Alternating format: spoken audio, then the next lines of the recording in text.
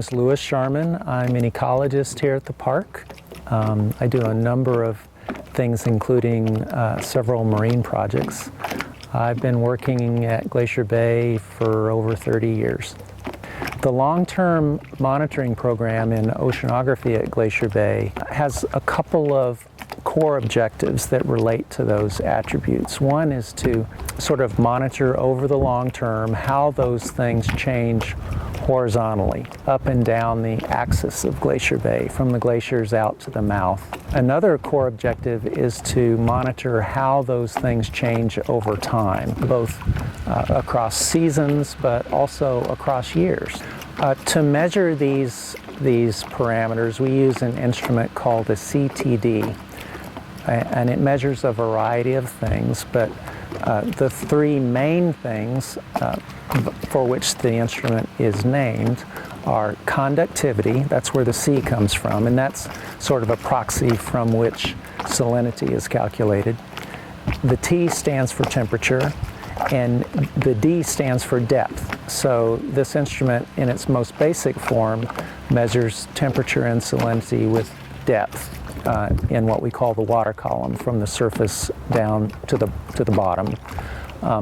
But in addition to those three core parameters, we also measure turbidity, transparency in terms of light penetration from the sun, from the surface down.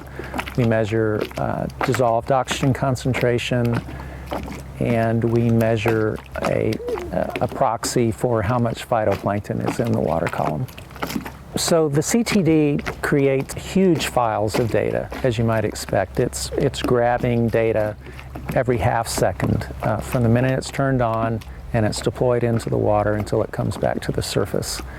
And what we use those data for is to see if we can detect changes and trends both in time. We do these surveys roughly monthly, about 9 times a year, and we've been doing them for over 20 years now. So we look for changes and trends over time between years. We also look for changes in those parameters within years, so across seasons, spring, summer, fall, and winter. And then we look for how those parameters vary with space, with distance from tidewater glaciers in the upper reaches of Glacier Bay and the open ocean near the mouth of Glacier Bay. I think that there's tremendous interest these days in climate change and how various ecosystems are changing with respect to human intervention and just natural change.